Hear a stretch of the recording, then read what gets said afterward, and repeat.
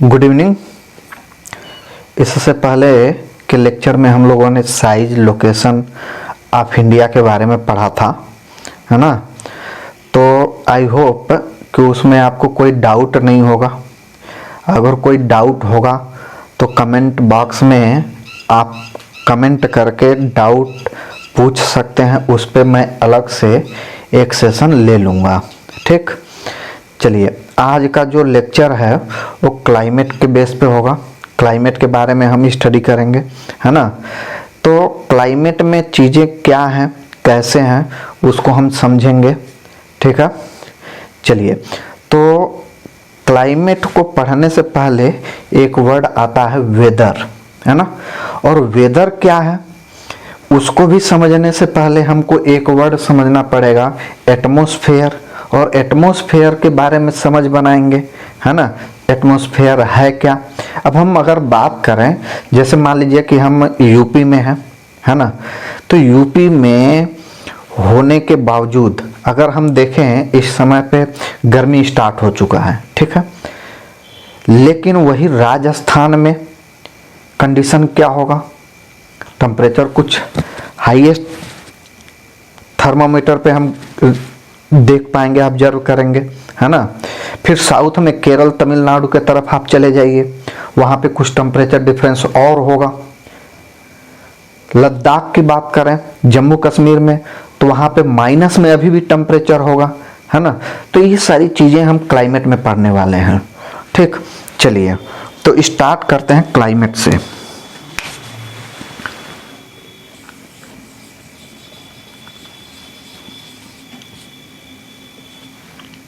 Climate, है ना।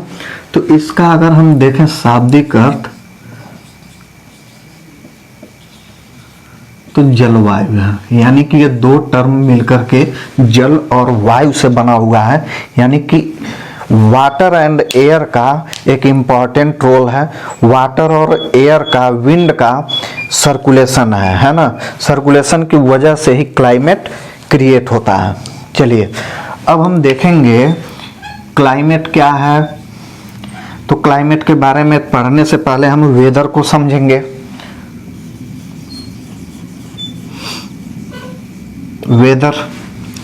Weather को भी पढ़ने से पहले हम क्या समझेंगे, एटमॉस्फेयर। अब एटमॉस्फेयर क्या है ना। यानी कि हम बॉटम से टॉप के तरफ चलेंगे बढ़ के। एटमॉस्फेयर क्या है ना। तो एटमॉस्फेयर क्या है, ये हमारा अर्थ है।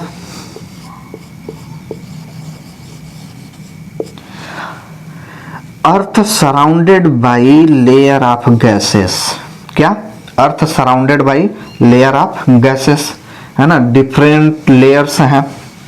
तो अगर हम ये कहें एटमॉस्फेयर, अर्थ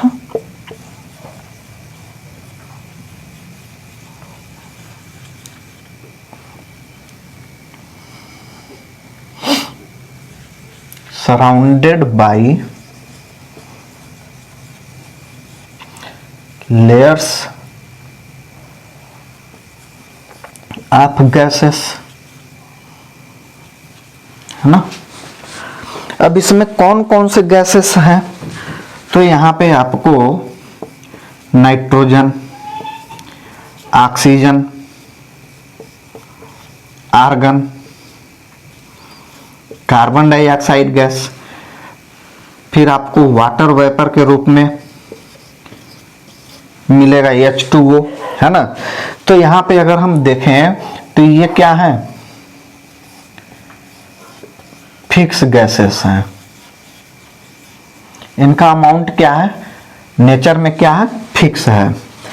जब भी हम क्लाइमेट की स्टडी करेंगे तो हम ये मान के चलेंगे कि ह्यूमन का इंटरफियरेंस निग्लिजिबल है ना। यानी कि ह्यूमन के इंटरफियरेंस को हम अलग रख के चलते हैं, यानी कि ह्यूमन का इंटरफियरेंस नहीं है। और ये क्या है, ये चेंजेबल गैस है। क्यों है इसको समझेंगे। फिक्स अमाउंट में जैसे कि हम देखें अलग अलग परसेंटेज है। नाइट्रोजन 78%, ऑक्सीजन है 20.95%, आर्गन 0.93%, कार्बन डाइऑक्साइड गैस की बात करें तो 0.03%, है ना। तो ये फिक्स अमाउंट में गैसेज हैं, परसेंटेज फिक्स है इनका, लेकिन चेंजेबल है। हाइड्रो H2O, है ना, ये इसको हम क्या बोल सकते हैं, वाटर वेपर। ठीक, तो ये क्या है, लेयर है। लेयर ऑफ गैसेस की बात कर रहे थे, ये कौन कौन से लेयर हैं, तो यहां पे मैं लिख दे रहा हूं, ये है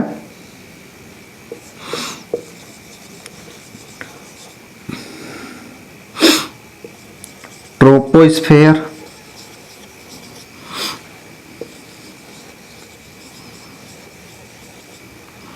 स्ट्रेटोस्फेयर,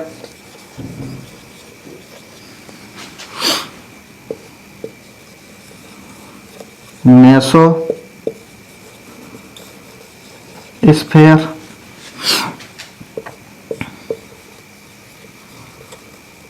थर्मोस्फेयर और लास्ट क्या है, एक्सोस्फेयर। ठीक है, अगर हम इसकी हाइट के बेस पे अगर बात करें तो ट्रोपोस्फेयर 12 से 18 किलोमीटर के हाइट पे लाई करता है, ये 50 किलोमीटर, 80 किलोमीटर के हाइट पे आपको मिल जाएगा मेसोस्फेयर, 700 किलोमीटर के आसपास आपको मिल जाएगा थर्मोस्फेयर, लास्ट जो है एक्सोस्फेयर वो कितने किलोमीटर के बाद आपको मिलेगा एक्सोस्फेयर या स्पेस। ठीक है, तो ये चीजें हैं। अब हम देखेंगे कि H2O है चेंजेबल गैस कैसे है, इसको आप यहाँ पे डायग्राम के बेस पे देख लीजिए।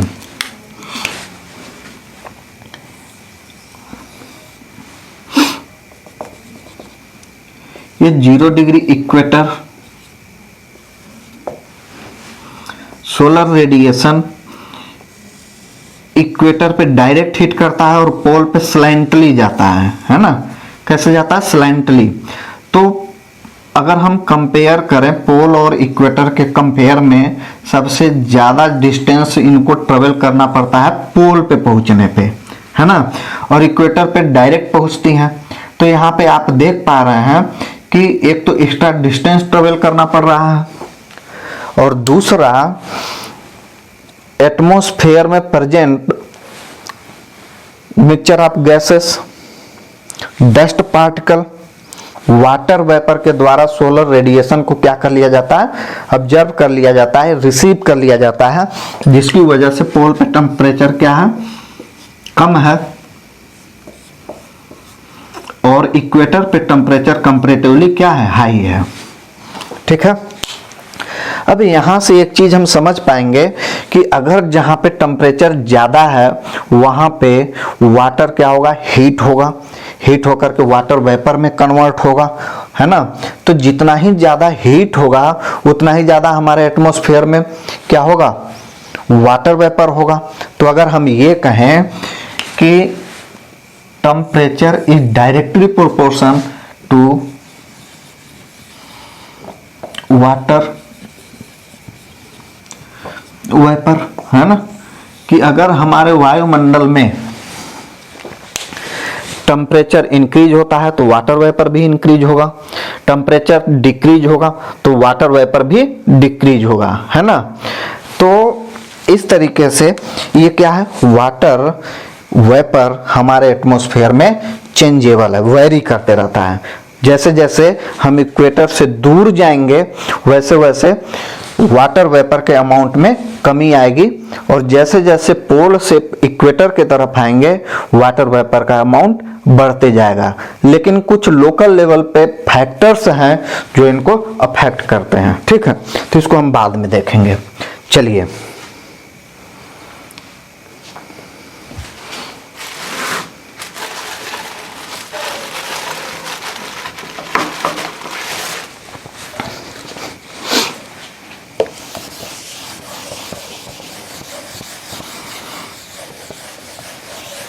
अब हम आगे देखेंगे वेदर के बारे में।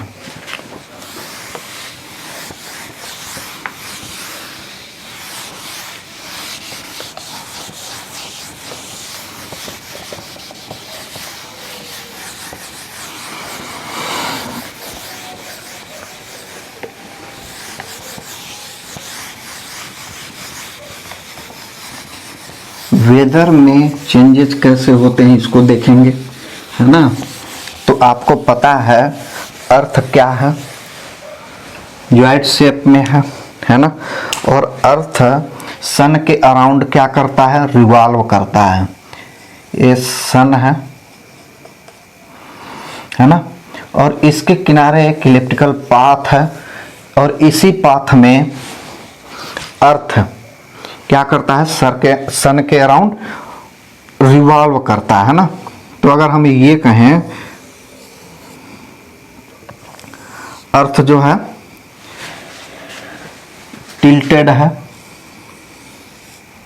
कितने डिग्री पे, 23 डिग्री हाफ मिनट पे झुकी हुई है, अर्थ जो है झुका हुआ है ना।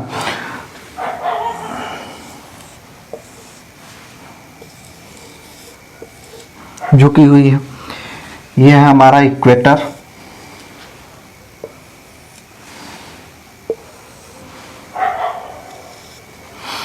नॉर्दर्न हेमिस्फीयर में 23 डिग्री हाफ मिनट नॉर्थ से ट्रॉपिक ऑफ कैंसर, और सदर्न हेमिस्फीयर में 23 डिग्री हाफ मिनट साउथ से tropic of Capricorn.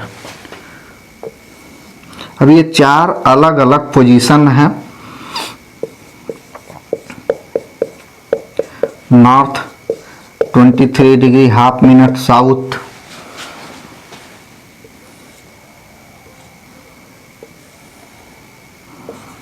(23 degree half minute north, 23 degree half minute south.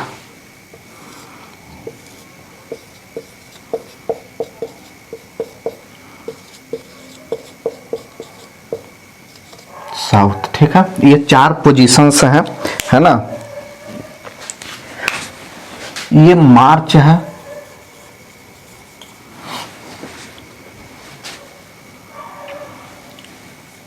(21) 22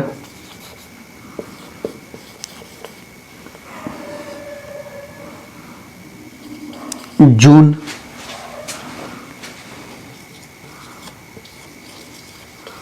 सितंबर, दिसंबर, ठीक है। अब हम बात करेंगे मार्च के टाइम पे सोलर रेडिएशन डायरेक्ट हिट करता है किस पे, इक्वेटर पे, है ना। और डायरेक्ट इक्वेटर पे हिट करने यानी टकराने की वजह से इसको हम इक्विनॉक्स का पोजीशन कहते हैं,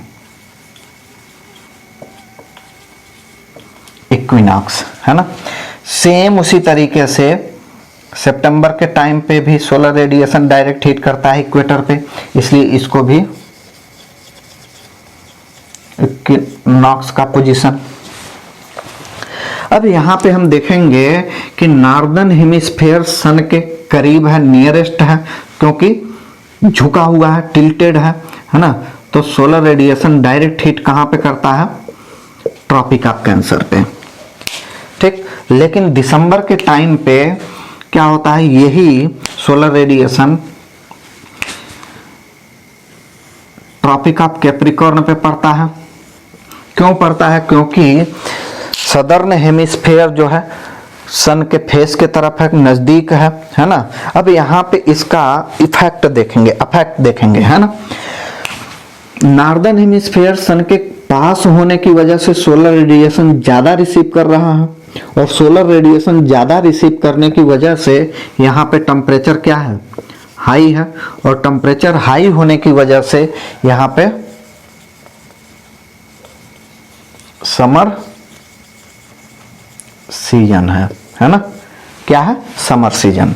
लेकिन वहीं सदर्न हेमिस्फीयर में, ये कौन से हेमिस्फीयर की बात कर रहे हैं, नॉर्दर्न हेमिस्फीयर की बात कर रहे हैं। लेकिन वहीं उसके अपोजिट सदर्न हेमिस्फीयर में क्या है, सन से दूर, जहां पे टेम्परेचर क्या है, कम है। टेम्परेचर कम होने की वजह से यहां पे विंटर सीजन, ठीक है। चलिए अब यहां पे बात करेंगे दिसंबर के टाइम पे सोलर रेडिएशन सबसे ज्यादा कौन सा हेमिस्फीयर रिसीव कर रहा है यहाँ पे, यानी कि सदर्न हेमिस्फीयर। सदर्न हेमिस्फीयर में टेम्परेचर क्या होगा, हाई, और हाई होने की वजह से यहाँ पे सदर्न हेमिस्फीयर में क्या है,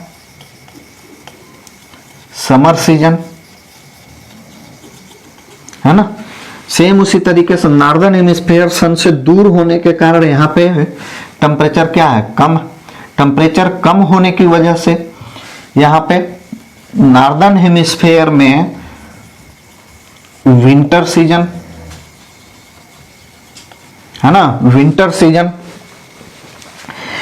अब हम बात करेंगे नॉर्दर्न हेमिस्फीयर की। जून के टाइम पे जब हमारे वहां समर सीजन है, वहां पे डे का ड्यूरेशन जो है लॉन्ग है, और नाइट का ड्यूरेशन क्या है, शॉर्ट है ना। लेकिन वहीं सदर्न हेमिस्फीयर में क्या है, सदर्न हेमिस्फीयर में जहां पे विंटर सीजन है, नाइट का ड्यूरेशन ज्यादा, जबकि दिन का ड्यूरेशन कम है ना। और इसी के अपोजिट हम क्या देखेंगे यहाँ पे, दिसंबर के टाइम पे समर सीजन में डे टाइम ज्यादा और नाइट टाइम शॉर्ट है। विंटर सीजन में नॉर्दर्न हेमिस्फीयर की बात करें तो विंटर सीजन में नाइट का ड्यूरेशन क्या है, ज्यादा है, और डे का ड्यूरेशन क्या है, कम है ना। अब हम बात करेंगे मार्च के टाइम पे नॉर्दर्न हेमिस्फीयर में स्प्रिंग सीजन, और उसी टाइम पे, उसी मार्च में सदर्न हेमिस्फीयर में ऑटम सीजन, है ना। अब हम दिसंबर के मंथ में देख लें। दिसंबर के मंथ में नॉर्दर्न हेमिस्फीयर में, सितंबर के मंथ में, है ना, सितंबर के टाइम पे नॉर्दर्न हेमिस्फीयर में ऑटम सीजन, और सदर्न हेमिस्फीयर में स्प्रिंग सीजन, है ना।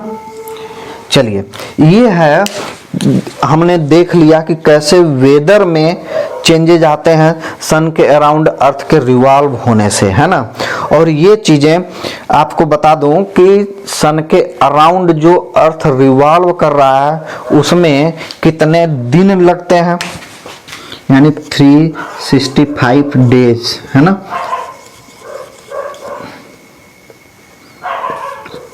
इतने डेज, ठीक।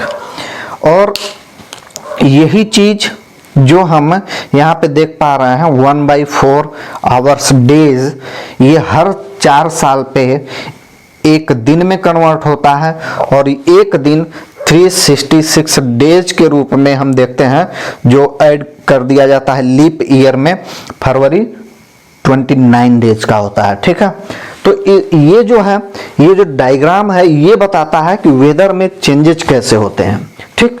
अब हम देखेंगे सिनॉप्सिस के बेस पे कि वेदर और क्लाइमेट कहाँ किसे जाता है ना। चलिए,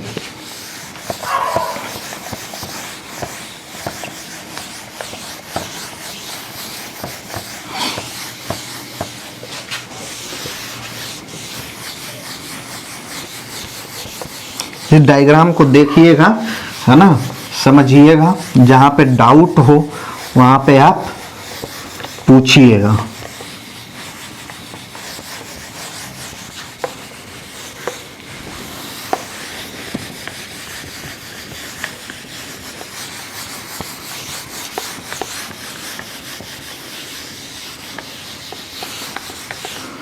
चलिए अब यहाँ पे फटाफट हम देख लेते हैं वेदर क्या है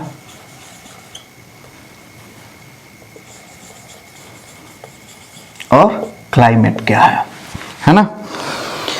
तो आपको बता दें वेदर और क्लाइमेट के डिटरमाइनिंग फैक्टर्स क्या है, सेम है लेकिन डिफरेंट क्या है, चलिए देख लेते हैं, ठीक ना।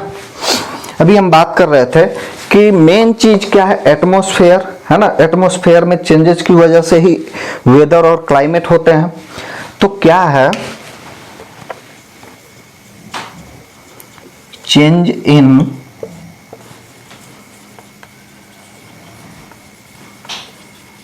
एटमॉस्फेरिक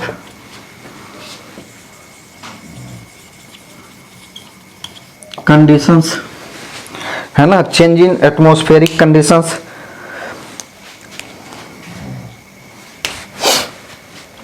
अब ये चेंजेज किस लेवल पे होते हैं, ये चेंजेज हम देखेंगे दो लेवल पे चेंजेज होते हैं, है ना। एक होता है स्पेशियल चेंज और दूसरा होता है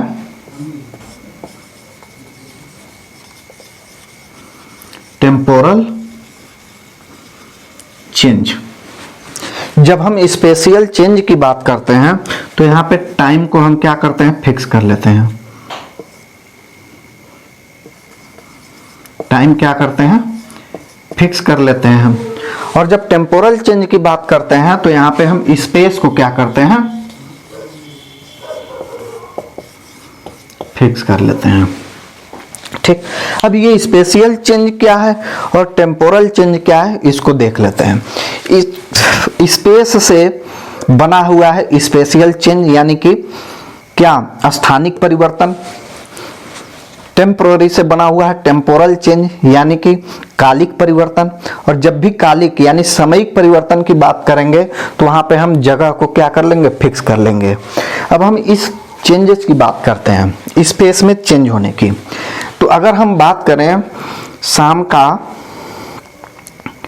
8 बज रहा है ना, तो शाम के 8 बजे अगर हम जहाँ पे हैं पर्टिकुलर लोकेशन पे, अगर यूपी में है तो यूपी में अभी शाम के 8 बजे अगर 28 डिग्री सेल्सियस टेम्परेचर है ना, तो इसी टाइम पे 8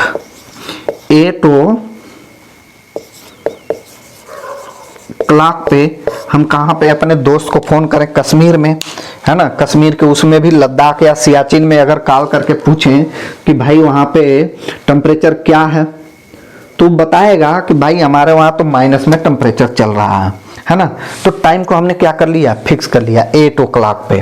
लेकिन जगह में परिवर्तन के साथ हमारे एटमॉस्फेरिक कंडीशंस में चेंज हो रहे हैं, ठीक है। अब ये स्पेशियल चेंज दो टाइप के होते हैं, एक लिमिटेड रीजन में होने वाले चेंज की बात करते हैं, लिमिटेड रीजन, और दूसरा है ग्लोबल लेवल पे, है ना, ग्लोबल लेवल पे चेंज की बात करते हैं। अब लिमिटेड रीजन में जैसे अगर हम इंडिया में हैं तो यूपी, राजस्थान, उत्तराखंड, मध्य प्रदेश, महाराष्ट्र के साथ कंपेयर करके बात करते हैं तो लिमिटेड रीजन। ग्लोबल लेवल पे है तो हम यूएसए, यूके, रसिया, ऑस्ट्रेलिया, अफ्रीका, इस लेवल पे चेंजेस की बात करें तो ये ग्लोबल लेवल के चेंजेस की बात करते हैं, है ना। लेकिन वही टेम्पोरल चेंज में स्पेस को हमने क्या कर लिया, फिक्स कर लिया। अब टेम्पोरल चेंज क्या होते हैं, समय में परिवर्तन के साथ हमारे एटमॉस्फेरिक कंडीशंस में क्या क्या चेंजेस होते हैं उसकी बात करेंगे। तो अगर हम ये कहें कि उत्तर प्रदेश के गोरखपुर में है, सुबह से शाम तक होने वाले परिवर्तन की बात करें तो सुबह में हो सकता हो अभी ठंडी पड़ रही हो, है ना, 8 बजे के आसपास सूर्योदय हो और दोपहर के दिन में टेम्परेचर इतना ज़्यादा हो गया कि 2 बजे के आसपास क्लाउड फार्मेशन हो, और क्लाउड फार्मेशन के बाद जस्ट क्या हो गया, प्रेसिपिटेशन, और प्रेसिपिटेशन के बाद आसमान साफ हुआ यानी क्लियर स्काई, और शाम सुहानी हो गई हो, है ना। तो ऐसे चेंजेस की अगर हम बात करते हैं, यानी कि सुबह से लेकर के शाम तक होने वाले स्पेस क्या है, किसी पर्टिकुलर रीजन में टाइम में परिवर्तन के साथ, समय में परिवर्तन के साथ अगर एटमॉस्फेरिक कंडीशंस में चेंज होते हैं तो उसको हम बोलते हैं टेम्पोरल चेंज। ठीक है, अब टेम्पोरल चेंज क्या है, समय में परिवर्तन यानी कि शॉर्ट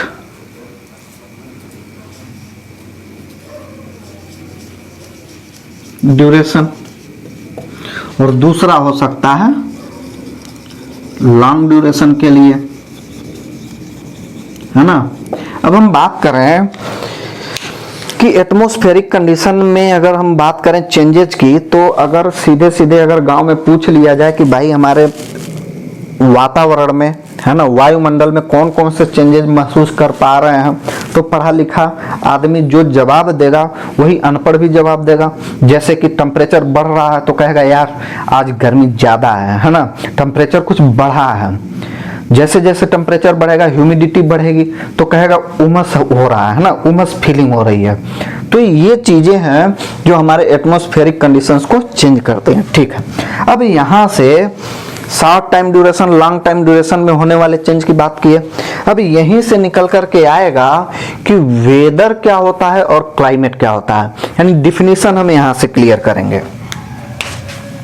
देखिएगा, शॉर्ट टाइम ड्यूरेशन के लिए लिमिटेड रीजन में होने वाले एटमॉस्फेरिक कंडीशन में चेंज वेदर कहलाता है ना। शॉर्ट टाइम ड्यूरेशन के लिए लिमिटेड रीजन में होने वाले एटमॉस्फेरिक कंडीशंस में चेंजेस को क्या कहते हैं, वेदर। ठीक है, लॉन्ग टाइम ड्यूरेशन के लिए ग्लोबल लेवल पे होने वाले एटमॉस्फेरिक कंडीशंस में चेंजेस जो होते हैं उसको क्या बोलते हैं, क्लाइमेट, है ना। तो यहां से एक चीज क्लियर हुआ कि वेदर और क्लाइमेट के डिटरमाइनिंग फैक्टर तो सेम है, लेकिन स्पेस और टाइम के बेस पे इनका डिफिनीशन क्या हो जाता है, चेंज हो जाता है ना। यानी कि वेदर जो है शॉर्ट टाइम ड्यूरेशन के लिए लिमिटेड रीजन में होने वाली फेनोमेना की बात करता है, वहीं क्लाइमेट लॉन्ग टाइम ड्यूरेशन के लिए ग्लोबल लेवल पे होने वाले एटमॉस्फेरिक कंडीशन में चेंज की बात करता है, जिसको हम क्या बोलते हैं, क्लाइमेट। ठीक है, अब हम शॉर्ट टाइम ड्यूरेशन के लिए लिमिटेड रीजन में होने वाले चेंज में जैसे अगर बात करें तो